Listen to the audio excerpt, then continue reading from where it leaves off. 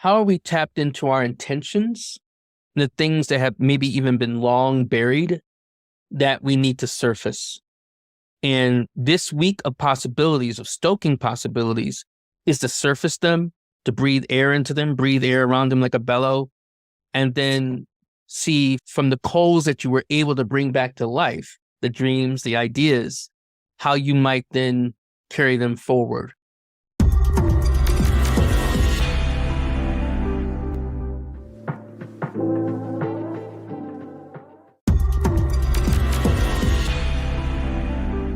This podcast episode is brought to you by Astrology Hub's Inner Circle. Awaken your soul, find connection, and transform your life with the world's top astrologers in a heart-centered community. Well, hello, everybody, and welcome to your weekly astrological weather. For those of you who are new to our channel, welcome. You have just joined a worldwide astrological conversation that's happening here every week. Go ahead and hit that subscribe button and the notification bell so that you know whenever we have a new video here on the channel. And this week, I am so excited to welcome for his weekly weather debut, astrologer Sam Reynolds. We're going to be covering the week of March 27th to April 2nd. And before we dive in, I just want to tell you a little bit about Sam. He's amazing. He's a legend in the field of astrology, and we're just so blessed to have him here. Sam went from skeptic to curious when an astrologer provided uncanny insights into his life. I'm remembering from your story, Sam, that was your first astrology reading. Is that correct? That's correct. That sometimes that reading just changes everything, right? That's exactly right. He has now been practicing astrology for over a decade. He has studied all types of astrology, including psychological, esoteric, evolutionary, Vedic, Uranian, and Western classical. He's been featured in The Cut, Ebony, Netflix's Explained series, The Mountain Astrologer, Bill Nye Saves the World, the Astrology Podcast, and here at Astrology Hub. He is our current Inner Circle astrologer guide, which is so exciting. He was also on our Game Changing Transits panel last week. And Sam, we're just thrilled that you're here. Thank you for joining. I'm happy to be back. I'm happy to be here. All right. And Sam, if you want to check out more of Sam's work, he did the first house in our house series. And it was awesome. It was the perfect foundation to then explore the rest of the houses. So you can check that out on the Astrology Hub podcast. We have a whole playlist for it on YouTube. So if you're interested in learning more about the houses, especially the first house, and getting to know Sam a little bit better, that's a great episode for you to check out. Okay, so Sam, let's talk about big picture for the astrology of the week. What's the theme? What are we exploring this week? So I'm calling this the week of stoking possibilities. And I'm really excited about this week. And I'm calling it that because we have a couple of interesting transits. I mean, well, one, this is the second full week of Aries. So we are feeling the raw power of the sun's resuscitation and resurrection in Aries, at the start of the astrological year. We're building momentum toward the full moon. So we have this charge of energy in general that's happening, including the first quarter moon that's happening on the 28th on Tuesday. And with that, with the first quarter, it's really where we have a call to action, where we have to make something happen. So the question becomes, well, what? Well, that could be a range of things per the individual, but there's some other things that are happening too. Like there's the Mercury-Jupiter conjunction on Tuesday. There's the Venus-Uranus conjunction on Thursday that we have to entertain. Then we have the Moon-Uranus square on Saturday. And then things calm down as we get to the second on that Sunday. And those aspects, which I'll explain more in detail as we go during the week, is that those aspects really are about, the excitement of thinking about possibilities.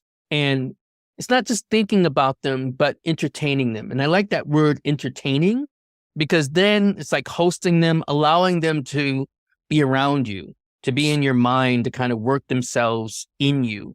It doesn't mean that you have to fully act on all of them, but you do start going toward that curiosity, like how I got into astrology, right? It all started with me, at least like going to an astrologer. I didn't make a commitment to astrology until much later, but it's really entertaining the possibilities. But stoking, because that's Aries, it's like stoking the fire. It's like having a bellow and starting to get more, give more air to the coals. And so it starts to build. So I think that's how I can look at that week.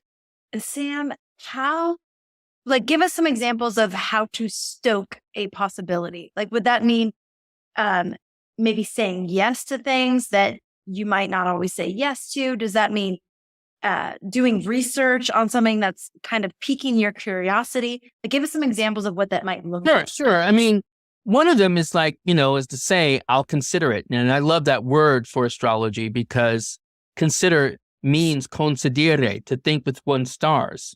So it's like, okay, I'll consider that, rather than maybe your impulse might be to just say no, and like, well, let's do karaoke this weekend.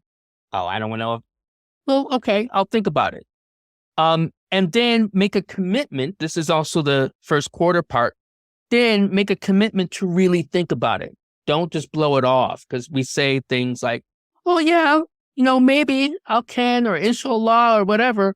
Well, really give it some consideration and then see how you feel move forward with it. And that also, to answer your question, pay attention to your body. This is also going into the power of Aries, and later we'll go into Taurus another time. But in Aries, this is the spark. So the spark is living within you. You can call it your intuition. You can call it first stirrings, whatever you want to call it, whether it's in your hara, whether it's in other aspects of your gut. You start to feel things moving. So it's an inclination, things that you just can't fully shake. So it could be like, well, as simple as like, wait, maybe I want to bake a bundt cake. I don't know where that came from. But, so you have the thought, I want to bake a bundt cake. And so you do that, and it keeps coming, and then you pay attention to that. So you're stoking the possibility of something as mundane, as simple as that. But it could be more. It could be like where you're thinking of redoing your resume because you're thinking about getting back on the job market, because you're not as happy with your job and you think you can do more. So these are the things that you can start to entertain during this time. And with the Aries energy, would you anticipate that it also might require us to have some sort of bravery or like a little bit of courage in order to go in that direction? Absolutely. And I think, for those who have some trepidation, this week is more about, like I said, stoking them. It doesn't mean then that you just have to, go right into it. One of the problems that can happen with Aries is that it's head first, right? Like dive in. Well, head first can also be thinking it through first, entertaining the possibilities seriously and thoughtfully. One of the things that's interesting about the astrology of this week is that the moon opposes Saturn at the end of the week. And with that, on Sunday the 2nd, and what I think that really suggests is where we have the pause, kind of taking all the different things that we've been entertaining and digesting during the week and really funneling them through and thinking clearly, concretely, what are the next steps? So as we get into the first full week of April, going toward this full moon, we actually have some, we can look at those possibilities, those pool of possibilities, have narrowed them down, and then start to move toward them concretely in some particular ways. But there may be some possibilities that you just prune away that don't fit. Well, Sam, I am heading your direction this week. I'll be in your neck of the woods in Santa Fe. You mentioned something about saying yes to possibilities, and you also mentioned karaoke. So you might be getting a karaoke invite from me. And now that we know the astrology of the week, you're going to have to consider that possibility. There's an inner ham in me. I have no problem in doing karaoke. That I thought you're going to have to pick something a lot more adventurous than that, Oh, okay. That's a challenge. That sounds like an Aries challenge. I threw down the gauntlet. That's another thing. And that's another thing to entertain as a possibility for yourself, like, is to think beyond what terrifies you, right? Mm-hmm. And again, to entertain the possibilities. One of the things that I've observed in, different aspects of what we call accelerated learning, all of these other ways in which we talk about super learning, is really using one's imagination and using one's imagination as to really look at the dimensions and possibilities, whether you write those out or you're like Leonardo da Vinci and you draw those out. But I find that is really the way we start entertaining the broad spectrum of things and possibilities for our actions. When we start a business, what surprises me that sometimes a lot of people don't think about all the scenarios. Like, well, what if this? What if that? And sometimes it just seems stupid, like, oh, that will never happen. But sometimes it could happen. That doesn't mean it has to be a fear-based thing. Like, oh, well, what if there's another, pandemic and I'm starting this business? Well, what if there is? What would you do? What are some actions you can entertain? What are some precautions?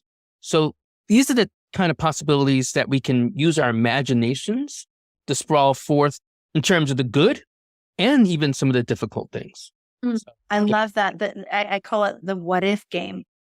Like, what if this, what if that? What I'm hearing from you is using what if as, what if I could do that? Or what if I wasn't afraid to do that? Or what if I had this opportunity? How would I say yes to it? Or how would I step up to it? So it sounds like an exciting week ahead. It is. I mean, and also, one thing I always like to say is to remind people that if is smack dab in the middle of life, right? That's kind of what makes it really fascinating, Really? So it's kind of a thing to entertain those possibilities, to go with the ifs. I love that. It also reminds me of the word impossible and how sometimes people turn that around to I am possible. Exactly. Right? Okay, very nice. Let's have you walk us through every day this week and let us know about the important astrology of each of the days. All right. So Monday is a moon day, and moon is I could say, the most valuable planet for that day, because most of the aspects that we have for the 27th are with the moon. The moon sextile to Mercury, to Jupiter, has a square to Neptune, and then she goes void.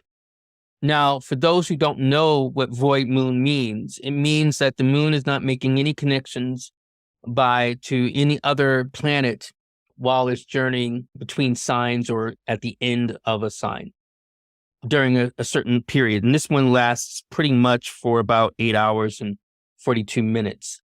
Now, a lot of people think when you have a void moon, like, okay, then that just means I put my feet up and watch television, whatever. That's not necessarily the way to think of a void moon. A void moon can also be useful for something that you don't want disturbed. And what I mean by not wanting something disturbed, I'll say this. It's a great time to send in your taxes. And you're like, wait, what? Well, why? Because you don't want your taxes disturbed. It's almost like I call it like a PDF, like how you change a document, you have your right font, you have everything just so, and then you put it as a PDF so it's not messed with. Well, that's also how you can think about a void moon. It could be for, a particular action where you don't want to be disturbed, where you might want to continue on some writing or work that you're doing. Now, notice what I said, continue. Void moons are not necessarily the best time to initiate actions. So, for instance, if this is going to be a date night, maybe not as much. If it's the first date. Now, if it's going to be like, you've been married for even 2 years or a year or whatever, and you're just going out on a Monday night, I think that's fine. It may mean that you won't have as many disturbances and everything will have a continuity. In one way you can think about void moons is to have that continuity. So Monday is a relatively slow day, other than, the only thing I would say to watch out for is that moon square Neptune, which happens more in the evening. So, if you're communicating with someone or you're trying to make some arrangements and you're having some difficulty, take a breath, ask questions. A lot of times we forget this, to ask questions. Well, what do you mean when you say, yeah, I'll see you there? Where exactly? You might, because Neptune can lead to miscommunication and fog and fogginess and lack of clarity. When we get to Tuesday is a first quarter moon, which means that the moon now is showing half itself. And what's significant about it showing half itself is that we have the partial illumination of the sun reflected on the moon now. And that means that we are taking what we initiated from the new moon and now trying to bring it more literally to light into our consciousness, into the world, and to share. And it's also Mars Day. And the moon has also gone into Cancer. So with all of that, moon's home is Cancer as well. It's a great time for really fostering ideas, brainstorming. Mercury is conjoined to Jupiter that day. So it's more so a time when we say going back to the drawing board or hitting the drawing board. It's an excellent time for that. It might even be, I'm going to say something odd, might be an excellent time to revisit some of your New Year's resolutions, to really revise, look at them and see like, okay, what do I know now that I'm, almost 4 months into the year that I didn't know then, and where I can entertain fresh possibilities and points of entry into doing things and working with things. So that's one powerful aspect of that day. And like I said, it's also Mars Day. And I'm sure we've covered this in other astrology hubs. Every day is named for a planet. Monday for the moon, Tuesday is for Mars, and Wednesday is for Mercury, and Thursday is for Jupiter, and Friday is for Venus, and Saturday is for Saturn, and Sunday is for the sun. So I won't have to repeat myself and say, what might correlate to each of those. Well, that Mercury-Jupiter conjunction can bleed into the 29th, into Wednesday. Again, the MVP, as I might call it, the most valuable planet on that day is still the moon, because the moon is making more of the actions. The moon has a sextile to Venus, to a square to Chiron, a sextile to Uranus, and a square to Jupiter. What that would mean is still entertaining like possibilities, a little more social, maybe even with that moon square to Chiron, something that is restorative to healing, so it might be where you go get a mani-pedi with your friends. I'm not just saying this for women. I get pedicures, we can do that. Or you might just go to the spa, make it a spa day, or, go to the gym, or it could be drinks, happy hour, any number of things that you want to do. But when I say a restorative healing bent, where you have real talk, and maybe really open up about particular things. Might be if you see your therapist on Wednesday, a Mercury day, that might be a good time to have a certain kind of conversation that you've not felt comfortable to have, but you might, again, going with that word courage and boldness, that might be something that you might try to do on that Wednesday. And then on Thursday, now Thursday has a lot of different elements to it. It's not just the moon. The moon is active. Moon has a square to Mercury, a trine to Neptune, and then we have another void moon. But then as we go later in the day, we have Mars trine to Saturn. Venus is conjoined to Uranus. Now that's really exciting. I'll come back to that. The moon goes into Leo. And then we also have a moon-Pluto opposition. So it's jam-packed with a lot of intensities. Now that Venus-Uranus is a good time to change up your tastes. So for instance, Amanda and I were just joking about going to do karaoke. Now let's say that I didn't do karaoke or haven't ever done karaoke. A Venus-Uranus conjunction would be a great time to do something like that. Like, oh, I don't normally do that. So this is a time where you might I don't do, well, maybe I can, maybe I will, try something like if you don't like sushi, or I should say you haven't really tried sushi or sashimi, give it a try. Also, this is also a good time to try something unusual with a partner. If you're partnered, to go out to a different kind of restaurant, have a different kind of romantic night. If you usually stay at home, maybe it might be, if the weather permits, you might decide to have it on the porch or in the backyard, or, at a restaurant that you don't normally go to, and you try a different kind of cuisine. So if you're getting the image like, I should try something different, then you're right. Then you should try something different. The moon is in Leo as well. So it's in a fire sign. This is the first fire sign that the moon's been in since, we've had the new moon. So it is a good time, again, to be emboldened, to let your panache, your freak flag fly a little bit, and to be you, and to really enjoy yourself and enjoy yourself as yourself. I think that's something that we also see as kind of, especially as we're going toward a Venus day. Now, the Venus day is pretty quiet relatively. There's a square to the North Node and a trine to the sun, as I mentioned, because it's also in a fire sign, the moon. And that speaks for a chill Friday. Kind of the momentum and energy that had built up from Thursday definitely spills into Friday. So if Friday is the end of the week for you, your work week, I should say, then this is a time where you can, coast along, enjoy yourself. Although I might say, get some things started for Thursday, whether it is work-related or not, or just pleasure-related, so that it kind of then spills into your Friday. But this does not encourage drinking, though, right? In that sense, like, I don't want y'all to start drinking on Thursdays. Well, Sam said the astrology permits me to kind of go all the way into the office and beyond. That's not what I'm saying. But I just do, I want to be clear that is this time where, if you've been a little more casual and you've been trying to organize friends or, family, this is a good time to kind of follow through with that. When we get to Saturday, to the Saturn's day, it's interesting. We have a moon Uranus square starting off early in the morning, a moon square to Venus. And then we have, as we get later in the morning, a moon trine to Jupiter, depending on where you are in the country and the world.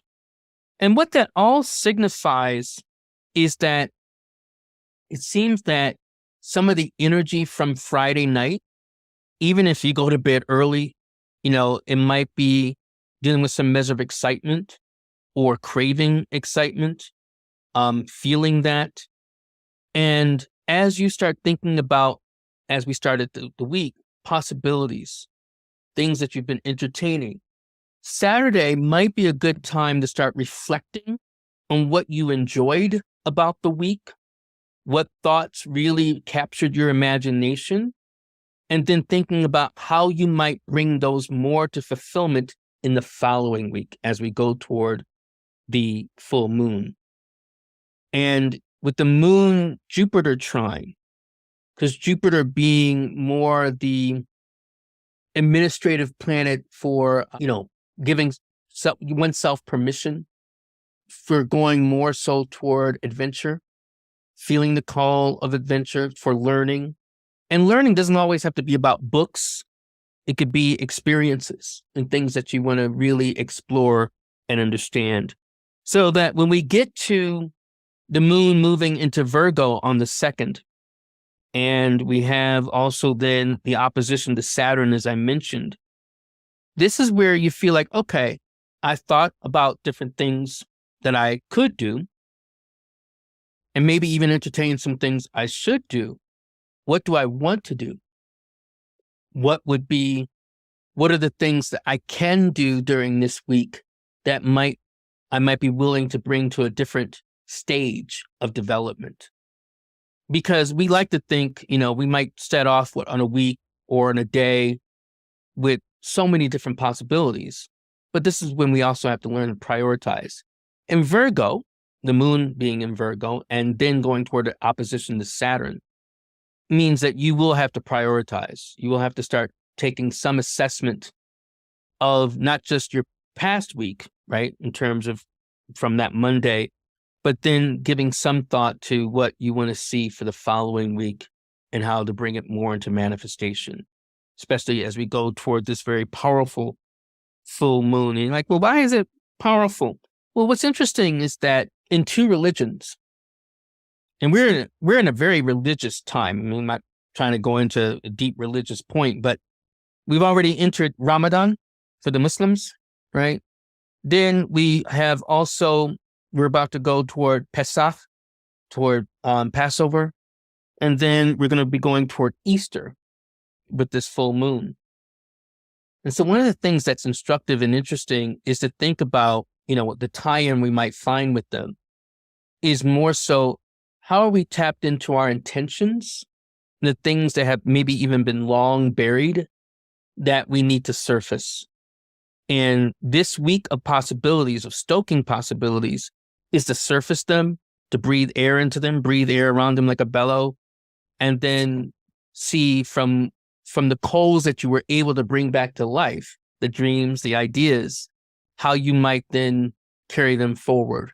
Sam, I love this. One of the things that we did last year at the Aries new moon as a community is we actually made treasure maps, which is basically like a vision board, but we made them at the Aries new moon for the year ahead. And so this year's been unique because there's 2 Aries new moons, right? But from what I'm hearing from you, it sounds like this, the second Aries new moon may be the culmination point of a lot of this process that we're going to be going through both this week and next week. Getting really clear on, like you said, what are those coals that are still lit when you're breathing life into them? And what are the things that you do want to bring forward and actually make more manifest as we move into the astrological new year, right? Exactly right. Yes.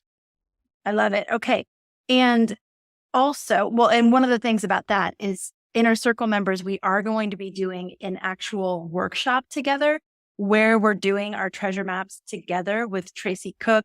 You can ask her questions. So any new Inner Circle members or existing Inner Circle members, you're invited to that. And so basically, what you've said, Sam, is this week, there's an openness that we're being asked to cultivate, a little bit of an adventurous spirit.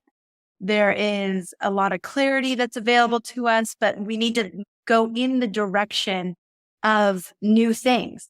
And I have an Aries South node. And one of the things I've noticed about myself is that I do sometimes need to just try something in order to know either what the next step is or what I really think about that thing. But before I've actually gone in head first, as you say, I don't know. It's like the experience is what's required to either go to the next step or decide that it's not the right thing for me, or, just get the clarity that I need about whatever that thing is. Exactly. Yeah. It's, Mars is the ruler for Aries, and Mars, I always say, requires embodiment. So does Venus, but Mars, because there's a duality with them, but Mars needs action. And so sometimes it's kind of like either thinking it through and feeling it in your body, which is still important, because I don't need to jump off a cliff to know that it may not be a good idea. Right.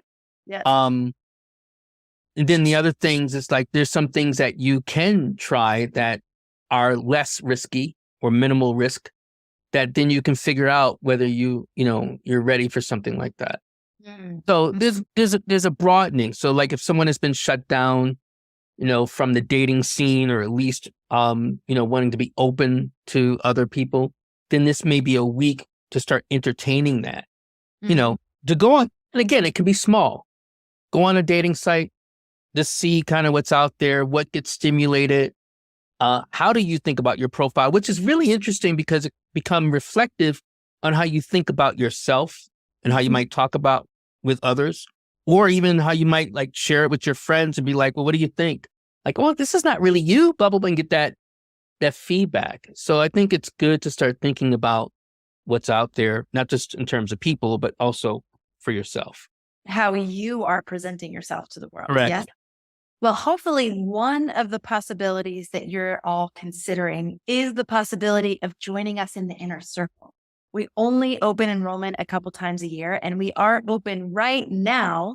And Sam is our teacher right now. And when you join the Inner Circle, you're going to get access to the mastery class that he's teaching for our members. And you'll get immediate access to that. You'll get to join us for the full moon forecast next week. Sam, do you want to tell us a little bit about your mastery class? And sure, yeah. It's a familiar topic to some at Astrology Hub. listeners, but not necessarily new ones. And for you, so I'm talking about solar and planetary returns. So I'm going to be looking at solar, lunar returns and how do we talk about them and what they signify. And then also the lesser known returns, Mercury, Venus, Mars, and then of course the Jupiter and Saturn returns. And then I may also mention for those who are in their 80s, the Uranus return, because most of us are not having Uranus returns until around that time. But that's pretty much what I want to cover and give a window into understanding those returns and what they may mean for us. And a return is when a planet returns to the exact degree that it was in your natal chart, correct? Or yes, I might even extend it some in the more Hellenistic astrology sensibility to where it comes even in that sign. So for example, when Mars went into Gemini, if you have a Mars in Gemini, then you were on the brink of your return, even though it's not the exact degree. If you are someone who was born with Saturn in Pisces, even though it's like your Saturn's at 17 degrees Pisces, for example, then you're still in a Saturn return from that perspective, because even though it's not to the exact degree, then that's still the window. The only time where we get a lot more precise is with the sun and with the moon, because those are more exact measures, especially the moon since it moves so fast. So the sun with our solar return, which is basically our birthday, right? Yes. And have you found that these returns are powerful not predictors, but indicators of what's coming in that next cycle? Yes. I've always wondered, because, I get a birthday reading every year, and some astrologers like to do like a solar return chart and actually read the chart of my solar return. And I've wondered, how accurate is this? Is this true that whatever energy is happening on that solar return day is kind of setting the stage for the whole year ahead? Well, yeah. And I also still keeping my skepticism, understand course. I ask, especially if it's a birthday that's passed for the client, I will ask them, well, what happened that day? And often, not all the time, but often it will parallel what has happened. Like, so for instance, like, oh, it was a quiet, chill birthday. I didn't go out. Okay. Sun was in the 12th house. Blah, blah, blah. I can see that this would be a little more insular, and that might be even some measure of your year. But here's where I do make some distinctions that some people may not know. And this is giving some windows into the solar return. One particular thing to know is that I think the solar return is most active, from around your birthday, the solar return, to about 9 months after. And then you start feeling, I think, the next solar return about 3 months before.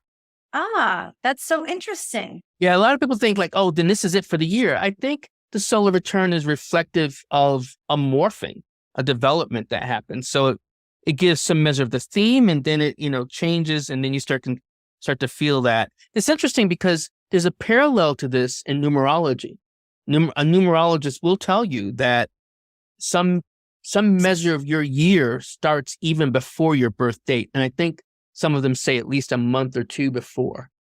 I found this. Yeah. Sorry. What were you going to say? I mean, I can definitely attest. Normally what happens is, so my birthday's in January. I'll normally start getting the I wonder what the next cycle's about. I wonder which astrologer I should have my reading with, but I'll start thinking about that usually about 2 to 3 months before my actual birthday. It is like, okay, something's winding down, something new is winding up, or at least brewing under the surface. And I kind of want to know what that is. So that's really interesting. I love that. Yeah. Sam, thank you so much for being here with us. Thank you also for the contribution that you made last week in our game-changing transits panel. You talked a little bit about Saturn moving into Pisces.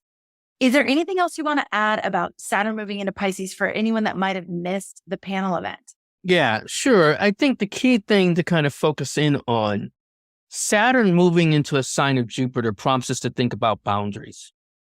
And what are our boundaries, both collectively, as a world, nation, all these different ways by which we can call ourselves a collective, but also individually, where we have our points of, our breaking points or what we think are our breaking points.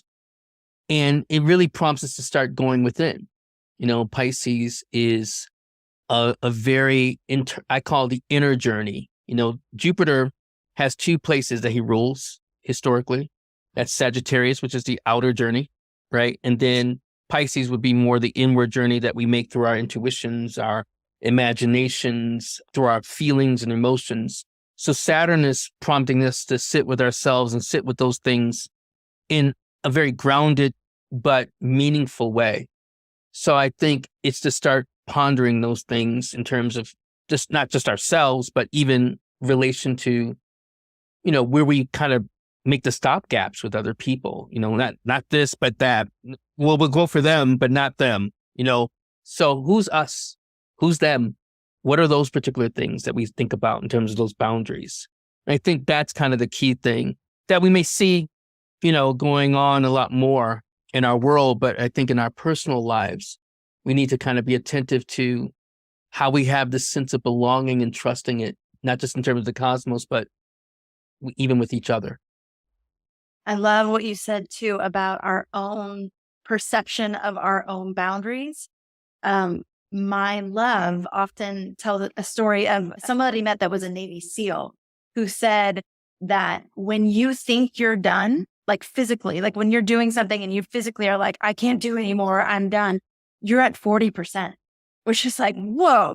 I mean, from his perception, there's still that much more of you that you could bring to the table or bring to the opportunity or bring to whatever it is that you're trying to do. So I love this idea too of sort of pushing our own boundaries and finding new set points, that we never thought were possible before. Again, entertaining more possibilities. Yes, there we go. All right. So just a quick recap for the week. This is a week of stoking possibilities. There is a call to action, but we may not do the action until next week. This week is really about being open to those possibilities, entertaining them. I'll consider it, you said. And I love what you said about the word consider, considere, which to think with one's stars. I love this. You said to pay attention to our bodies, to pay attention to that spark that you feel in your body. Monday, you said, is slow. We have that void moon. It's time to take a breath, ask questions. Tuesday, going back to the drawing board a little bit, maybe looking at your New Year's resolutions again. And what do you know now that you didn't know then that could help to reinvigorate some of those desires that you set forth for yourself at the beginning of the calendar new year? Correct. On Wednesday, this is a great day to do things that are kind of nurturing. So you talked about the spa, the gym, mani-pedis with friends, but to have real talk as a part of these things, like really open up. You should be emboldened in your conversations and things and your exploration of some of those inner worlds. On Thursday, you said to change up your tastes, try something new, maybe unusual things in your partnership or with friends. You said, let your freak flag fly. I'm going to be in Santa Fe. Maybe this is the night for us to get together, Sam. Maybe like it. Yes. Okay. On Friday, you said it's time to chill, but some of the things that you set in motion on Thursday will sort of spill over into Friday. So you could be intentional about that and really set some things up on Thursday that might require some follow-up on Friday. Saturday, reflect on what you've enjoyed, what has captured your imagination, and Sunday, start to prioritize, start to look at things and be like, okay, these are the things that light me up. How do I start to put a plan in motion, prioritize so that I can bring some of those things into my world? You're a great note taker. Yeah, exactly right. Thank you. Awesome. Well, so for those of you who, again, want to learn from Sam, want to learn from the astrologers that we have in the inner circle, who are some of the best in the industry, if you want to do it in community with supportive people, if you want to do it consistently, if you want to have a place where you're checking in regularly, but that you can also do at your own pace, the inner circle is a great place for you to join. We're only open for until about mid next week, until April 4th. So right now is a great time to come in. You can try it out. You can always leave if it's not for you. And we have lots of amazing things happening this month with Sam, Like I said, we're going to be doing our treasure maps together with Tracy. And it's just a really exciting time to come into the inner circle. We've made some great improvements too. For those of you who have maybe been in the program in the past, but want to try it out again, we have done some things to really help you streamline and identify exactly where you're at in your astrological learning journey so that you don't feel like you have to do all of it at once, that you're really led on a path that will definitely result in you over time feeling more and more and more confident in your astrological understanding. But we give you a clear starting point and then a clear path to follow. So this all in an effort to continually make learning astrology accessible, practical, fun, supportive. And at every step of the journey, you're going to feel like you know yourself better, and you feel like you know the people in your life better, and you can facilitate more of the things that you want to experience in your life. So we would love to have you. And it's astrologyhub.com/IC23 if you want to check it out. That's astrologyhub.com/IC as an inner circle, and then the number's 23. Sam, it has been such a pleasure to be here with you on the weekly one. You're great at this, by the way. Like you are like, you're super good at distilling the energy down and making it very practical and tangible. Have you been doing like horoscope type stuff? I've done it in the past, but I haven't done it recently. Very, very, very good. And it's not a skill that every great astrologer knows how to do. It's not like a given that if you're great at astrology, you're great at breaking down the weekly weather or going through the astrology of each day and making it real, like, useful. Again, so yay to you. Thank you. All right. And thanks to all of you for joining us. Thank you for being a part of our community. Thank you, as always, for making astrology a part of your life. Cannot wait to connect with you on the next episode. Take care, everybody. Every day, people around the globe turn to astrology to find inner peace and fulfillment, gain a deeper understanding of themselves and others, and navigate the tricky and complex world around them, only to be left lost and confused by resources that demand too much of their time, energy, and brain power. Because no matter how much you focus or commit to learning about astrology, you're trying to decipher the world's largest encyclopedia. And while learning astrology isn't supposed to be simple, it's a whole lot easier when you can tap into the minds of the world's best astrology experts and a community of like-minded souls who are here to support you on your journey. That's where we come in. Welcome to Astrology Hub's Inner Circle, home for curious newbies, devoted enthusiasts, and anyone looking to use astrology to consciously navigate their path ahead and transform their lives. Inner Circle members get exclusive access to new astrologer guides each month to lead you through different astrological topics and perspectives, detailed live new moon and full moon forecasts to guide you through the lunar cycle and work with the cosmic tides, a new mastery class each month teaching a different astrological technique so you can gain confidence in your chart reading skills, monthly live chart demos and Q&A with astrologer guides with a chance to submit your chart to be used as an example, and access to our private community where you can discuss the cosmic tides, share your art and creativity, ask questions about your chart, and share insights and resources with your fellow students. Plus, exclusive bonus supporting content, including a live new moon intention setting ceremony each month,